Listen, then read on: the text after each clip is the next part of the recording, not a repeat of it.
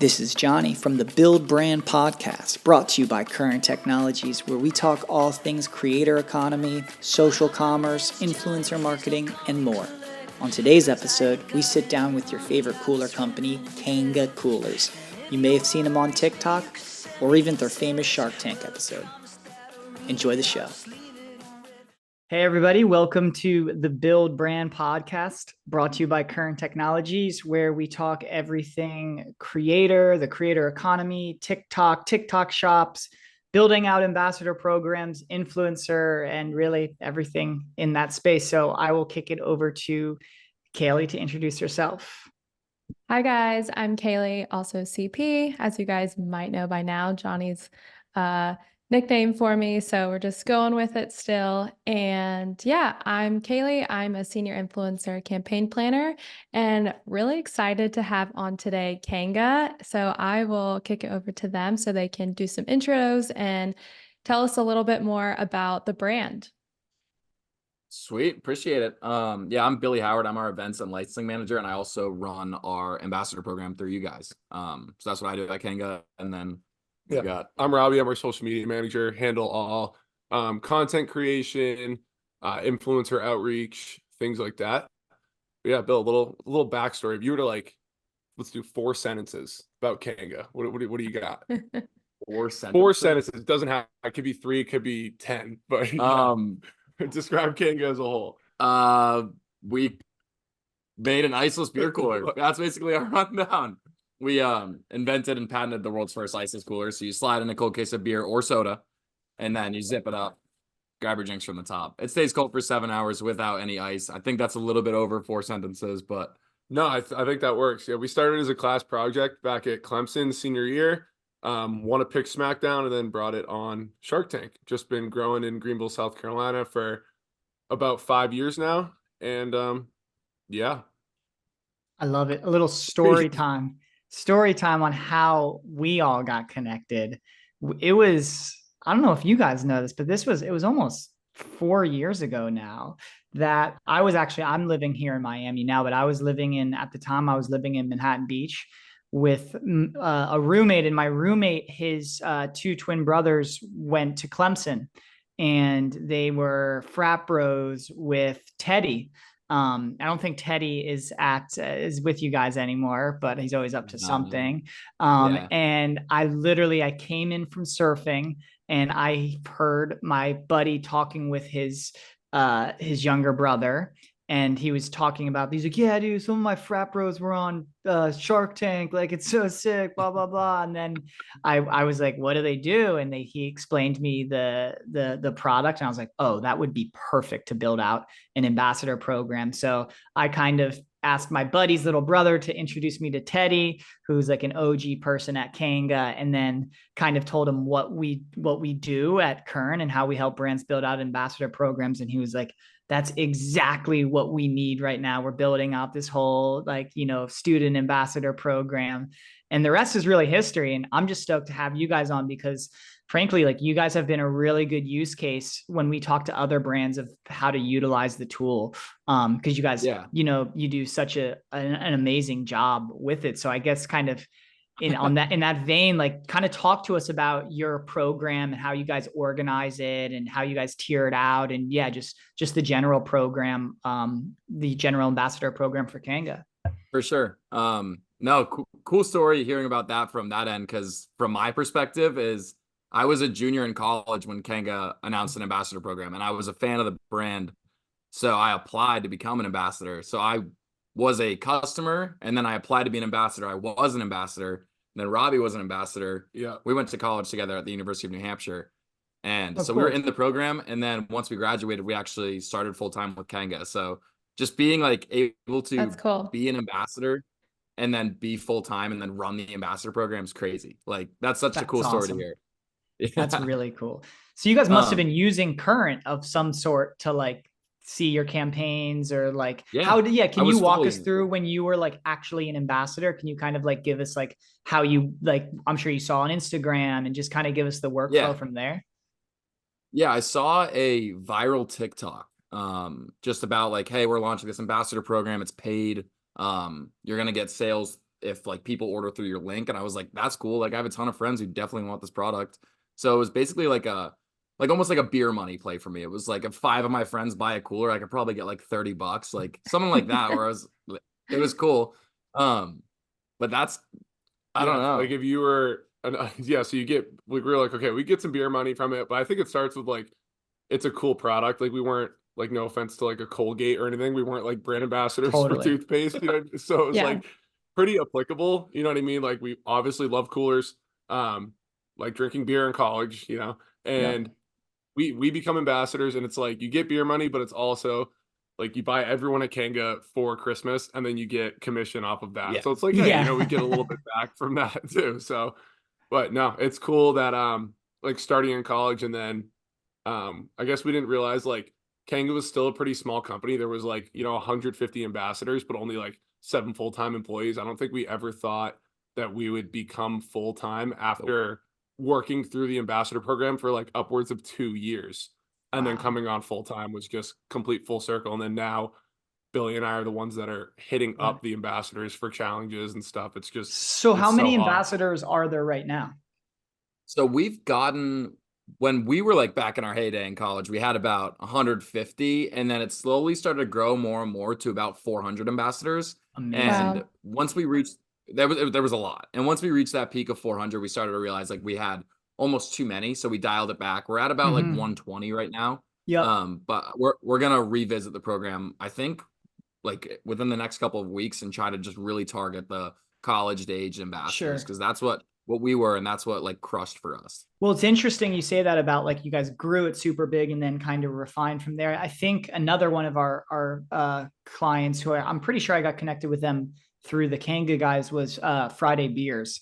And Oh yeah. they had a similar situation where they went live being like, come join the ambassador program. It literally like broke our server. like they like thousands of college kids applied to be ambassadors. And then they did the same thing where they like had this big program and then kind of like dwindled it down to like more of a core group of people. But how do you guys organize it? Do you guys do it by college, by fraternity, by like location, by size? No, we kind of we have our core group, and that's kind of what we've had for the last couple of years. It's just everyone who really wanted to be a part of the program it wasn't based on sales. It wasn't based on really anything. We wanted to build a community behind our brand. Because that's essentially where we came from. So it started out as people who didn't know each other. And then we started doing these ambassador retreats where we'd fly to like a certain spot of the country. Like we did our first one at Clemson. People would fly in and just meet each other. So we really just started to build a community. It wasn't based off of That's sales or awesome. content. It was really just a brand builder. And that's what we really like to do. Yeah, no, that's really cool to hear, especially like how you guys started off as ambassadors and then ended up working for the brand. Like you've really seen like 2 sides of like how a program works. And then how has that experience, like being an ambassador, made you relate to kind of like you just said, like engaging them in really unique ways of like setting up events or like meet and greets? Like, can you tell us a little bit more about your strategy kind of based off your past experience? Well, I think being an ambassador, you know, like we know how to incentivize ambassadors because we know what we wanted to be incentivized with. Yeah. It's like obviously getting a cooler is really cool. Having cool challenges, we're like centering challenges around TikTok where we're not asking people to go out and do like crazy photo shoots. We're just like, hey, all this video requires is you and a cooler. If you want some friends to be in it, cool. And then from there, you know, we usually pick like the top people that post and incentivize them where it's like, hey, you might get, you know, $100 store credit or things like that. I think the biggest thing is, since we were ambassadors, knowing how to incentivize ambassadors instead of just like not having a clue. I love that, dude. I feel like I've had so many conversations with brands because that's like a huge selling point of mine to when we're onboarding brands. Because it's one thing, sure, you can send out a mass email saying, join our ambassador program, you'll get X, Y, and Z and free product, etc. But the other side of the game is like actually keeping them incentivized. I'm like, okay, well, like, why are they going to post? So that's awesome. Are you guys mostly like, is TikTok your main like, platform, or Instagram, YouTube Shorts, anything like that? I think it's more, I mean, we tend to gravitate towards TikTok just because it has like the highest ceiling of any of the platforms. Like anything algorithm based, like, you know, it TikTok doesn't favor like a high production quality. So you really can be a kid turning your phone towards you, just explaining the case mate. It could get millions and millions of views. Yeah, just right? like that raw Rather than just like, content, not yeah, over exactly. like Instead of just curated. posting Yeah. like, Yeah. yeah, like instead of just posting like a feed post, like a photo where you tag us, like that's not going to reach the masses. You know what I mean? I think TikTok is the platform that people use the most that are that age. And it, like I said, it has the most opportunity to kind of go viral. Yeah. So then obviously with your product, kind of being maybe more like in a college age, is that where your audience and like demographics are like kind of focused and targeting like that college kind of, or are you like Yeah. across the board? It's kind of hard because a lot of our buyers are like moms or spouses. It's like the Okay. end user sometimes is going to be the college age kids, but it's usually like a mother buying this for her son Yeah. and putting his favorite beer in it and then gifting it. So it's getting in front of the right eyes. I will say like our followers and our brand, like what we post is usually targeted towards like people like our age, college Yeah. age kids, like kind of stupid, kind of funny. But a lot of the time it is like the middle-aged women buying for their kids or their husbands. No, that's cool. And then for content, so then how are you guys approving content? What does that process look like on your end? I think I think it like content approval is easier as long as we're setting like certain like it's all about the preparation and the parameters. So Yeah. as long as the parameters for the content, like we will basically like me and Billy will shoot one, give a script and be like, hey, if you guys just want to follow this, follow it. Because if it makes it easier for them, and if 50 people post it, we already have an idea of what it's going to look like. And then that's 50 more chances for them to go viral instead of being like, hey, here's really loose like parameters. You guys just have all the creative freedom. More people will tend not to like do it or participate is the word I was looking for. Crushed. Yeah. So we give a little bit more parameters. We give an example video and people are like, yeah, we could copy that. And then they just do it. Yep. On that note, have you guys had, and this is a question we like asking people when they come on, have you guys had any pieces of content that like you weren't expecting to go viral or something that was like super raw, like we were saying, that like kind of took off? Yeah. We referred to it in the office as Spike Day. And it was when like one of our founders, Austin, he had like a current link so we could track like how our personal like links were going. We weren't getting commission or anything. It was just a track. And he posted a video of basically like just the casemate and like the story of how it started. And it went mega viral, like unbelievably viral to where like I don't want to share like revenue numbers, but there's a reason we call it Spike Day. Like it mimicked almost what Shark Tank did for us. And it was just because of TikTok. Like we couldn't believe It's it. crazy. I love that. Yeah, it's crazy. Like that's what like we're kind of always preaching to brands. It's like playing like the digital lottery. Like, you know what I mean? Like every video you make, that's why it's like, and that's what you, our guys are doing. We're being like, hey, just make a video like this, especially if you know that like video format works. It's so smart. But we had a similar thing with one of our brands. They are like a super boring like kitchen, like they make a cheese grater like that, like literally a cheese grater. And yeah, and some like massive TikToker like came across the cheese grater and made a video about the cheese grater, and they had their own Spike Day too. So it's kind of wild that like, That's like unreal. it, like what the content can do for you. That's super cool. Yeah, it's crazy. Yeah, we repurposed, like not even repurposed, like Austin had posted that video and I was like, dude, I can make that video. So I posted it on my personal, just me doing it, and it got like 800K. I was like, how is like we just need to recreate this video 100 times. What was the And format? it goes viral, I think, every time. It was literally just like we have like our first product, which was called like the case koozie, and it's like it looks really kind of shitty. And we're just like, this is where it started, and then it was like, then we went on to Shark Tank, and this is what it is now. And then we go into like some of our accessories, and it just goes mega viral. I don't know why, but it goes mega viral. And you can like we'll repost it like a year apart too. Like we'll post it like once a year. Smart. Yeah. And it'll always do well. And then we throw it on like Instagram Reels, Facebook Reels, YouTube Reels. So then now you're 4x all the algorithms. And then you could do that every single year. Now you've posted it 8 times. Austin will throw it on his personal once a year. You know what I mean? So it's just doing it like rinse and repeating it, and then you have 50 ambassadors try to mimic the same thing. It just kind of, you know, makes you have the highest chances, I guess. I love it. So I know obviously you guys use Current to basically like manage all these programs and send out the links, but maybe you guys don't know, but what other like tools do you as a whole at Kanga like are you using, like softwares to basically like help grow the brand, like Klaviyo for email, anything like that? Mm-hmm. Yeah, we do. We use Klaviyo for email. We run through Instantly for a lot of cold outreach, which is like an AI thing. And then we do later for post scheduling. It's kind of like Mhm. it's like a cheaper Hootsuite, you know. So instead of paying like 3 figures a month for like a post scheduler, later's like kind of the better option in my opinion. We just use that to schedule everything out. Hey, I'll give a later plug, no dude. 3 figures. Just it made me laugh. 3 figures, dude. It's crazy. No, Oh that's really God, no. cool to like kind of hear about y'all's like tech stack going on. As far as your overall marketing plan, like have you seen your influencer ambassador program like become a bigger priority over the years, like within kind of your overall marketing vision and strategy over the past few years? Yeah, I'm definitely. I think because it's still I mean, influencers like it's still fairly new. Like, yes, they've been around for a Yeah. few years, but no one's really known like how to kind of compartmentalize it and how to utilize it as a business. So I think it's become a higher priority within like the past like, 18 months. Like it's hard for people to sort of attribute like a dollar revenue amount to Hmm. influencers in the past, but now I think businesses are converting to like, hey, here's the reach and here's the impressions that Hmm. you're getting. And it's not necessarily looking at like the return on investment.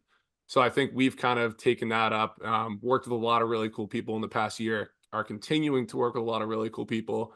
And we're sort of looking at getting more like TikTok affiliates right now. Mm-hmm. Um, Hmm. and as well as kind of grabbing some of our ambassadors who are crushing it right now and seeing if, they also want to be doing the same thing on TikTok. I know you guys obviously have this massive ambassador program, which are like, college type kids. Do you guys do any more like celebrity traditional influencer type deals, or are you guys working on Uh, that? Is that something that you guys want to do or have budget for? Because I know it's obviously very expensive. Right. Yeah, we just did we got featured in the Mr. Beast video a few months Wow. ago, which was yeah, we won Nice. a giveaway and we got featured in like the guy was living in a grocery shop for a while. So yeah. that was like insane for us and not something we really can mimic again, unless we win another Mr. Beast thing. But we do have like micro influencers, like Yeah. would you Yeah. consider Bear Down? Yeah, I think the like the influencer like Alex like creators or people that have an audience, we kind of look for them to be at the same following as we are so that we can collab post with them, and it's not like they're not looking down on us, they're not looking up at us to see if we can help them grow. It's sort of like, hey, they have a similar following, we're within the same target demo and target niche, we're down to collab post with you guys, but it's mostly like they pat our backs and we pat theirs. We provide the exact same value as they do. That's So we cool. work with, yeah, we have like almost 100K on Instagram right now, and a few of the people Yeah. that we work with have like a very similar following to that. Nice. As far as like 2024 goes, I can't believe it's February already. Do you guys have Yeah. anything like new coming up for 2024, like exciting things on the horizon, like for social, or want to test new things out, or kind of like what's going on there? Like in terms of, well, so one, we're planning on releasing a lot of new products in 2024, Yep. which is obviously lends Exciting. itself to like doing a Yes. lot of launches on social and stuff like that. But no, we kind of adopted an approach, just like test as many different things as we can. We're not super product focused on socials, but we do a lot of like sketch comedy, skits, office entertainment. Um, I just got new camera gear, so we're gonna be able to do some more higher produced like sketch stuff. I think a lot of the focus in 2024 is building the brand and getting more entertainment on all of our feeds. So posting more and posting better quality content for our audience. Yeah, I think you guys are you guys are the perfect example of how if you're savvy around content and you know how to play the content game, it can make such a huge impact on the brand. Like, we talked to like there's these big time legacy brands that like you know, obviously have been around forever, but they're just not catching up with like a Mhm. beer cooler company that is doing all of these crazy savvy things Right. around making content around the office. So I really, yeah, we have so much respect for you guys. I guess the last kind of closing questions is, what are your overall thoughts on just like the creator economy? And I know this is broad, but like, what are your overall thoughts on the creator economy? Where is that going? And then also, you know, what's the word, Kaylee? Create the social commerce. Yeah, that's Yeah, the new social buzzword. commerce, kind Social of like commerce. obviously with like TikTok Shop kind of, you know, being a huge hit recently, like what do you see the future is there in that space as well? I mean, with social commerce, I mean, I said it already, Spike Day. Like that was Yeah, even before TikTok shops. So now Mhm. that TikTok right. shop is integrated and we're like pairing that with going mega viral on our stuff, like I could see it like just not stop. It's going to the moon. We're going Yeah. up from here. Nonstop. Yeah, I think the fact that a lot of these like organic marketing platforms like TikTok, Instagram, Facebook, they're allowing businesses to be able to like better track their metrics with terms of like Mm, TikTok Shop, being able to like have people on Instagram throw products in their shop.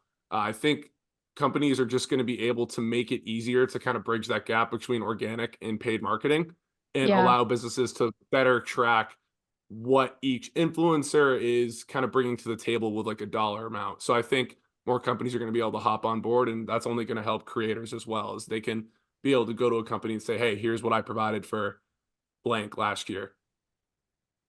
Amazing.